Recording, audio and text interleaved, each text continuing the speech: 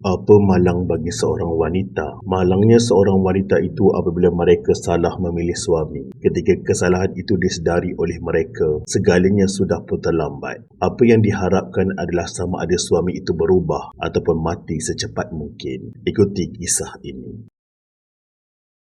Assalamualaikum, terima kasih dan kami hargai atas komen-komen korang untuk video lepas. Di Kota Tinggi Johor, seorang wanita yang sara hamil 7 bulan maut dipercayai dibunuh suaminya. Mangsa ditemui dengan kecederaan parah di kepala akibat dihentak lesung batu.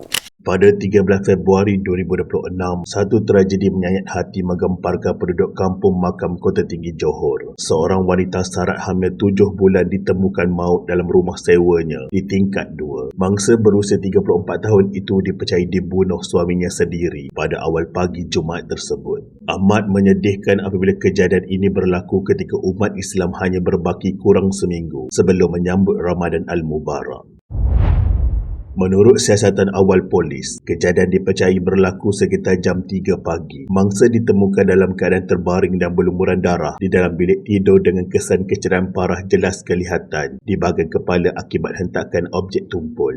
Namun, siasatan polis menemui satu objek yang disyaki digunakan oleh suami mangsa, iaitu lesung batu yang ditemui di lokasi kejadian. Segalanya bermula apabila maklumat berhubung insiden itu diterima oleh polis kira-kira jam 7 pagi. Lantaran itu, sepasukan anggota dari bahagian siasatan jenayah Ibu Pejabat Polis Daerah Kota Tinggi bergegas ke lokasi kejadian. Sebaik tiba, pegawai perubatan dari Hospital Kota Tinggi mengesahkan mangsa telah pun meninggal dunia dalam keadaan yang cukup menyedihkan. Mayatnya kemudian dihantar ke hospital untuk proses bedah siasat bagi mengenal pasti punca kematian.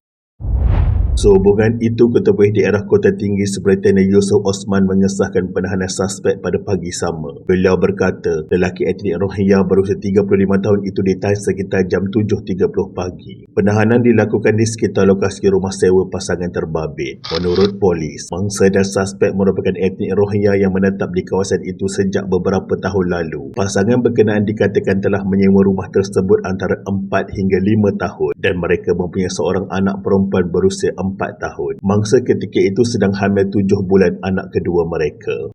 Tekan bunyi rumah saya tu, saya keluar. Lepas tu tanya dia, ada apa? Saya, Kak, saya nak simpan barang ni. Putus. Kenapa simpan barang? Dia kata, apa, saya pun tak berfaham juga lah dia cakap tu. Tu, saya tak ambil. Suami saya dalam bilik air, saya tak ambil lah. Nanti jumpa pakcik je lah. Saya cakap macam tu. Lepas tu, saya pun masuk dalam bilik lah sebab ada anak kecil lagi. Itu, dia pun balik. Lepas tu suami saya lepas siap sembahyang, dia datang balik. Dia datang balik tu, dia cakap lah dengan pakcik tu. Aduh, dia kata, pakcik tanya, ayam bini awak mana? Saya dah mati dia kan dah. Dia cakap begitu. Tapi pakcik pun, suami saya pun dia tak percaya. Tak percaya, lepas tu nak hantar anak sekolah pun tak sampai hati, kesian yang bini dia tu kan. Lepas tu dia naik tengok dia beritahu saya dah mati betul. Tu dah hancur dah kepala dia macam tu. Kita pun terkejut lah.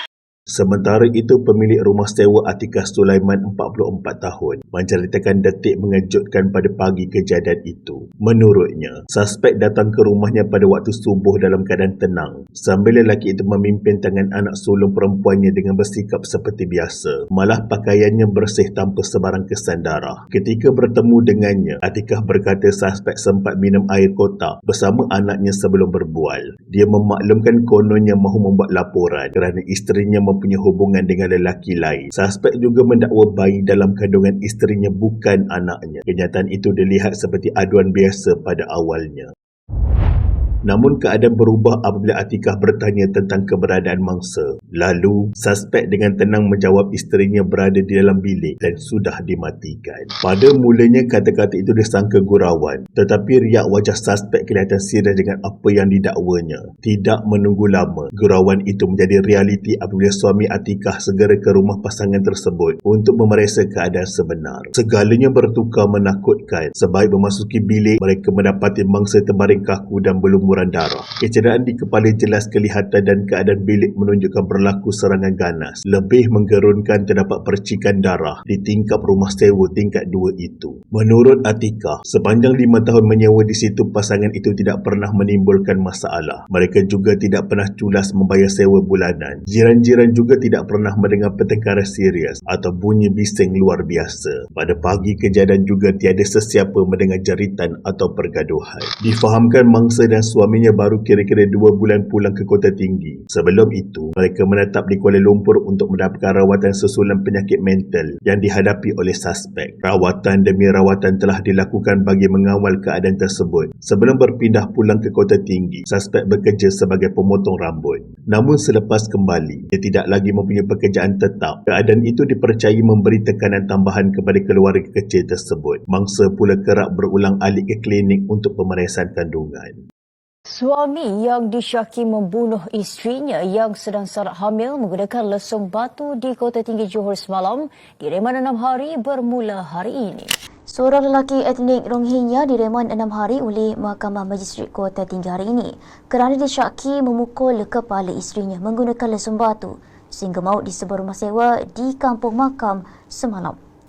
Menurut polis, hasil pemeriksaan lanjut di lokasi membawa kepada penemuan lesung batu. Objek itu dipercayai digunakan untuk menghentak kepala mangsa dengan kesan kecederaan menunjukkan hentakan kuat berulang kali sehingga mangsa mati serta-merta di tempat kejadian. Siasatan turut melibatkan analisis forensik terhadap senjata dipercayai digunakan. Menurut Superintendent Yusof Osman, siasatan awal mendapati motif cemburu antara faktor utama dengan suspek didakwa menuduh isterinya berlaku curang. Dia juga mempertikaikan status kandungan 7 bulan isterinya itu. Selepas kejadian terbongkar, suspek tidak melawan ketika ditahan dan menyerah diri kepada polis di lokasi kejadian. Suspek kelihatan tenang sepanjang proses tangkapan dengan anak perempuan mereka yang berusia 4 tahun turut berada berhampiran ketika itu.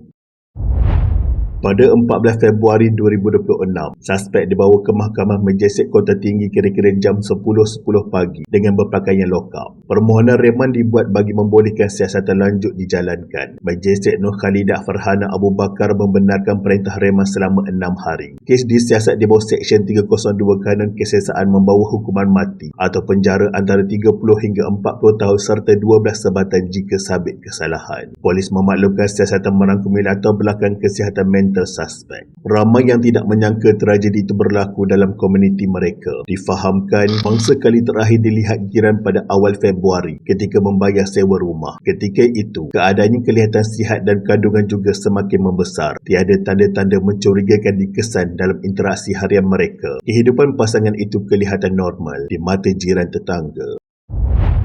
Penyakit mental ini bukan perkara biasa. Suami boleh berhalusinasi, isteri berlaku curang. Anak boleh tetap mak ayah kerana disangka hantu. Jika ada ahli keluarga yang ada masalah mental, tolong sangat-sangat pergilah dapatkan rawatan. Dan satu lagi kepada puak-puak Rohingya ni, jangan nak acah-acah jadi tuan tanah di bumi Melayu ni. Jangan buat hal rompak rumah orang lah, kacau anak dara orang lah, buat benda-benda haram lah. Kalau kami tahu korang buat tahi, ingat kami nak kesian ke? Harap puak-puak ni fahamlah apa yang aku cakap ni. Al-Fatihah kepada mangsa. Sekian, terima kasih.